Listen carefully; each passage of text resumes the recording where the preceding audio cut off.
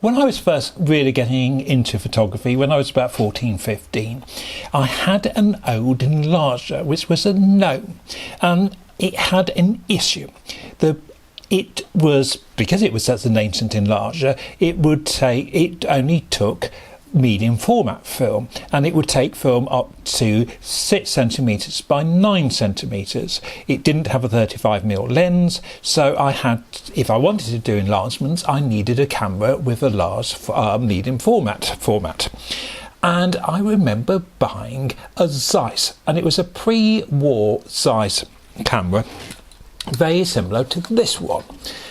Unfortunately, the camera I bought then, which I paid the grand sum of £15 for, was a little bit soft in the images, and eventually, for some reason, it had a slight problem with the bellows.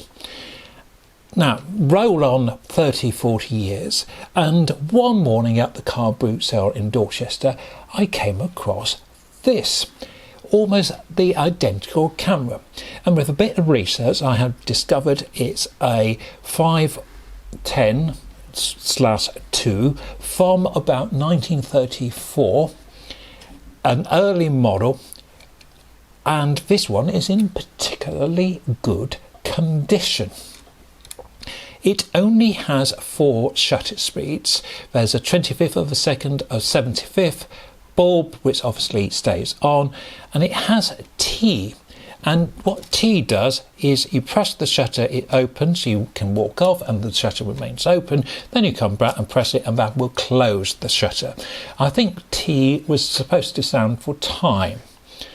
The lens is not the fastest of lenses, it's a f7.7, so it's a slow lens. So it's a slow lens and you haven't got great shutter speeds on here.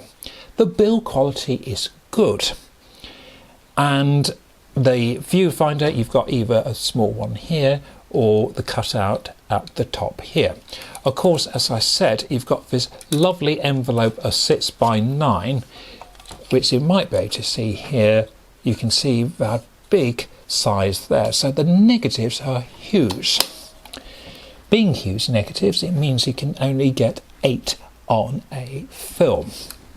There's a little red window here, and again you've got a really nice design that you've got a little slide here, so you hopefully won't get any light into the film. Interesting shutter release here. You've got a little lead here. You can just take the lead off, but that's a little bit clumsy, where if you screw that in there, then you've got the operation there.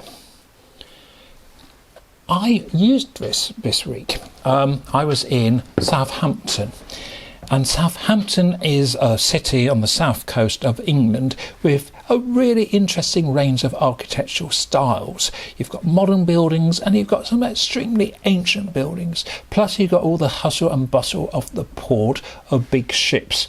And unfortunately, the day I went, the sun was hardly anywhere to be seen. It was a very dull October day. And with a camera without the fastest lens in the world and a camera with rather a slow shutter speed, I thought this is not good. However, I did take a film, and to my great surprise and pleasure, I got 8 out of 8 shots. Yes, maybe they could be a little bit sharper, but if you think we are dealing with a camera which is over 85 years old, how many digital cameras in 85 years old will still be around? I don't think any will be. This is still an operational camera. This is a camera you can still use.